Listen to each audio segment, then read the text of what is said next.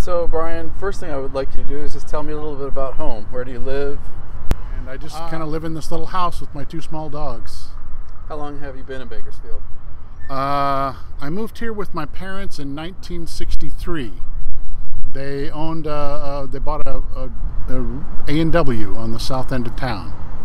All right, so you've been you're a long-time resident. I've lived here a very long time, yeah. And I've done a lot of different kinds of performing arts over the years, and graphic arts, and voice-over work. I've done that too. I worked in radio.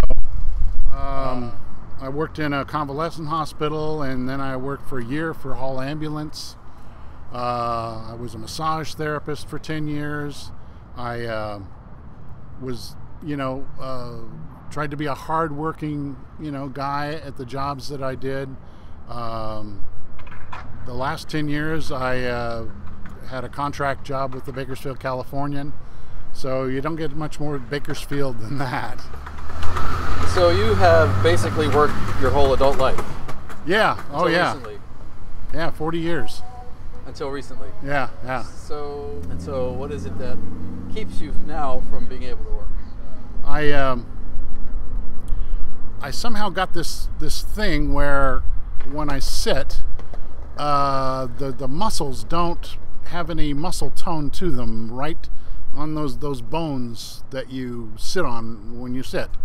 And so my muscles don't seem to want to work. So walking is difficult. Lifting is difficult, sitting is difficult, it's all difficult. But then the pain just gets intense on those bones. I don't know what happened to me. I think it was side effects from some medications caused me to kind of have this brain fog. So you're going on camera today to ask people for some help. And yeah. I just want to know, how do you feel about having to do that?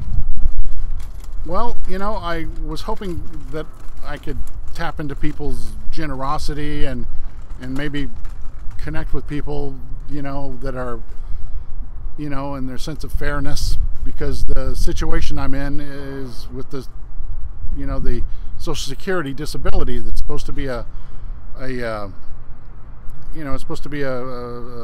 safeguard that you pay into for all those years that you're working, and it's been 3 years so far. And they've yet rescheduled me another hearing for the fall, and I just don't know how I'm supposed to get by until then. So you basically paid into the Social Security system for what, the last 25, 30 years? Yeah, for 40 years I paid into Social Security. Is this a situation that you are glad to be in? No. I wish, I wish I didn't have to ask. I wish I'd, could just, be self-supporting, but through this whole thing with the medical and all of that, my life savings went away the first few months of this waiting. And I'd like to dig in a little more about your finances. Okay.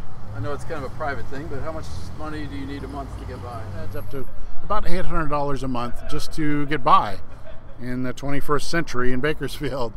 And that's a lot less than most people. And I go without things. It's weird, the things you find that you just don't have money for, like trash can liners, toilet paper, just normal stuff. You have to scrape pennies together just to get. It's a terrible situation. The years when I was a massage therapist, the first couple of years were tight like this, but I was able to live at home with my parents. And then I was able to make a living at that, and then the next job and the next job. So, I've never been wealthy or anything like that, but this is about as bad as it's ever been. Yeah. Well, like I say, in the short term, I'm, hopeful that people will be kind and generous and help me out here. But if things don't work out, yeah, I could be homeless and I could be, out on the street. Have you also done kind of volunteer stuff in the community?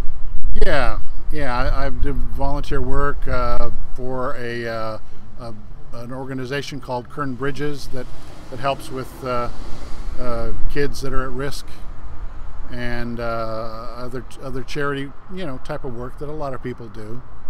And then with individual people that I've met that need help. That I worked for a hall ambulance. That's what that job is. People call up and they need to go to the doctor.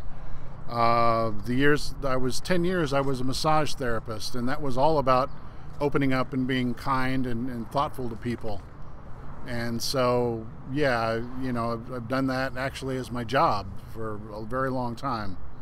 I also do hypnosis with people, to help them improve their lives. I feel like I need to at least give back to the community, if nothing else. And so what I've found is through my studies with hypnosis that there's a healing quality to storytelling. And that's something I can still do, is tell some stories. So I'm going to, record some stories and put them on the internet for people to use.